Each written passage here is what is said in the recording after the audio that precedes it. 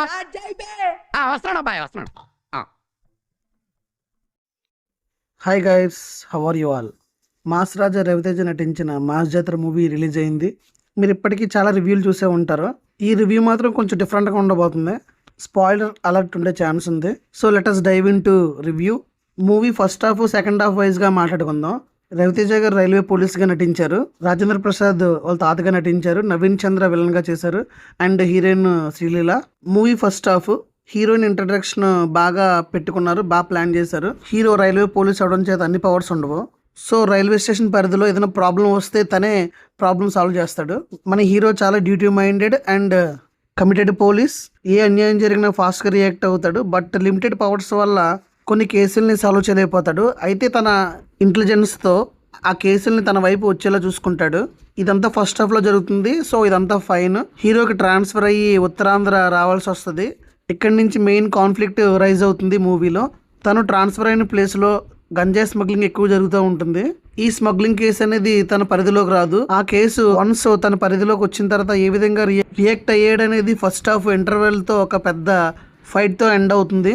First half Sreeleela 2 షేడ్స్లో కనిపిస్తుంది. ఒక shade వచ్చేసి టీచర్ క్యారెక్టర్, ఇంకో షేడ్ వచ్చేసి చెప్పను.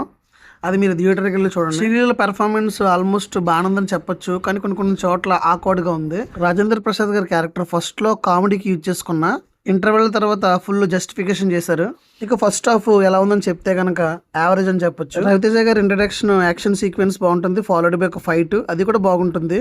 అక్కడక్కడ రవితేజ గారి కామెడీ అండ్ ఆది పంచెస్ బాగానే వర్కౌట్ అయ్యాయి.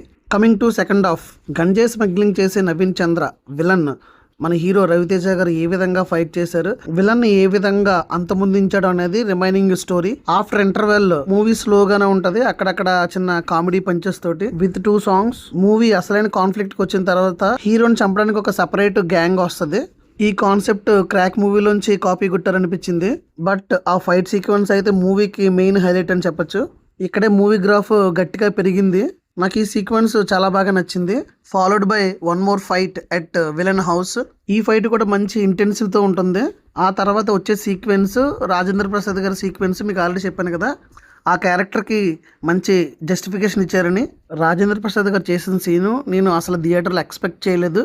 సూపర్ అని చెప్పొచ్చు. నా కమింగ్ టు క్లైమాక్స్ 15 మినిట్స్ కూడా చాలా హెవీ లౌడ్ ఫైట్స్ యాడ్ చేశారు. మూవీ నేమ్ మాస్ జాతర టైటిల్ జస్టిఫికేషన్ చేసినట్టు లాస్ట్ ఫైట్ జాతరలో జరుగుతుంది. బ్యాక్గ్రౌండ్ లౌడ్ మ్యూజిక్ ఇచ్చారు.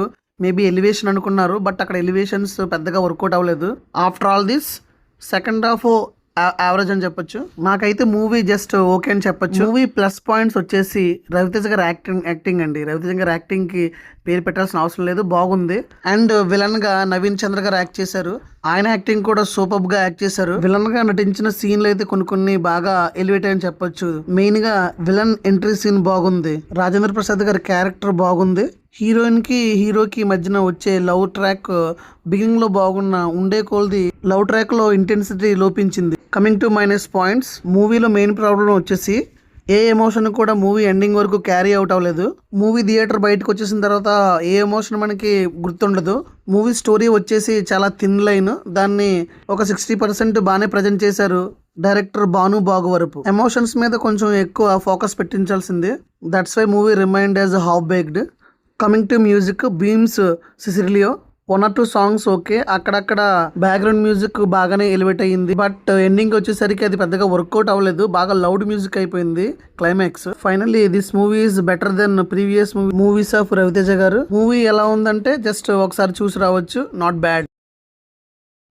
Please do subscribe my channel, like and share. Thanks for watching.